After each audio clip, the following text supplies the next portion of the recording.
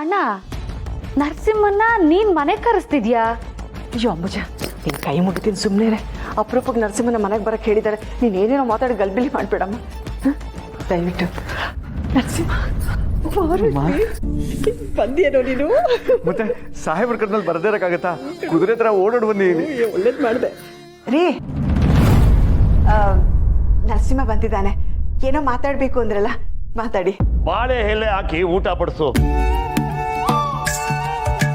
ಓ ಸರಿ ಸರಿ, ಬಾರೆ ನೀನೇನ್ ನೋಡ್ತಾ ಇದ್ಯಾ? ನಿಂತ್ಕೋ. ಈಗಲ್ಲ, ಊಟ ಹಾಕ್ಬೇಕಾಗಿರೋದು. ಮತ್ತೆ ನಾ ಸತ್ತ ಮೇಲೆ ತಿಥಿ ಮಾಡ್ತೀರಲ್ಲ, ಆಗ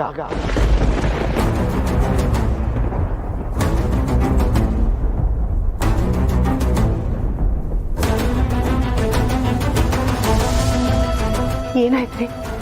ಯಾಕೆ ಏನೇನೋ ಮಾತಾಡ್ತಾ ಇದ್ದೀರಾ? ಇವ್ ನಮ್ಮ ಮನೆಗೆ ಬರಕ್ಕೆ ಹೇಳು ಅಂದಾಗ ನಾನು ತುಂಬಾ ಖುಷಿ ಪಟ್ಟೆ ರೀ. ಇವ್ನ ಅಂತ ತಪ್ಪೇನ್ ಮಾಡಿದ್ದಾನೆ? ಅವನ್ ಮಾಡಿದ ಘನಂದಾರಿ ಕೆಲಸದಿಂದಾನೆ ಇವತ್ತು ನಾನು ನಿನ್ನ ಕೈಗೆ ಕೋಳ ತೊಡಿಸುವ ಪರಿಸ್ಥಿತಿ ಬಂದಿದ್ದು.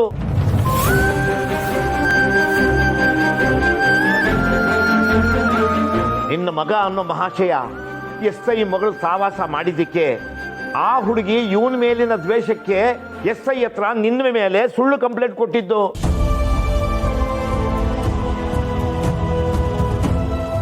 ಆ ಹುಡುಗಿಗೆ ಇವನ್ ತೊಂದರೆನೆ ಕೊಡದೆ ಹೋಗಿದ್ರೆ ಈ ಪ್ರಸಂಗನೇ ಬರ್ತಾ ಇರಲಿಲ್ಲ. ಇವತ್ತು ಇವನಿಂದ ನಾನು ನಿನ್ನ ಕೈಗೆ ಕೋಳ ಹಾಕೋ ಪರಿಸ್ಥಿತಿ ಬಂದಿತ್ತು.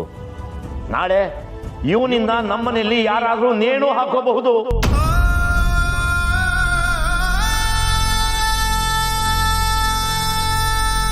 ಏನ್ರಿ ಇದು? ಯಾಕೆ ಅಪಶಕನದ ಮಾತಾಡ್ತಾ ಇದ್ದೀರಾ? ಅಷ್ಟಕ್ಕೂ ನೀವ್ ಹೇಳೋ ತರ ನನ್ನ ಮಗನಿಂದಾಗಿ ನೀವು ನನ್ನ ಕೈಗೆ ಬೇಡಿ ಹಾಕೋ ಪರಿಸ್ಥಿತಿ ಬಂದಿರ್ಲಿಲ್ಲ.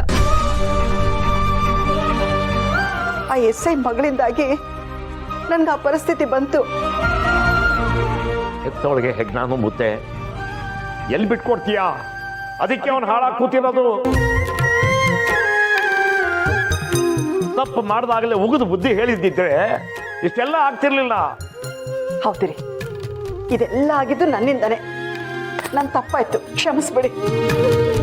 ನನಗ್ ಕೈ ಮುಗಿಯೋದಲ್ಲ, ಅದೇ ಕೈಯಿಂದ ನೀನು ಹೆತ್ತಿದೆಯಲ್ಲ ಅವನ ಕೆನ್ನೆಗೆ 4 ಬಾರಿಸು. ಹತ್ತಿರೋ ನಿನ್ನ ಮನಸ್ಸಿಗೆ ಸ್ವಲ್ಪನಾದ್ರೂ ಸಮಾಧಾನ ಸಿಗುತ್ತೆ.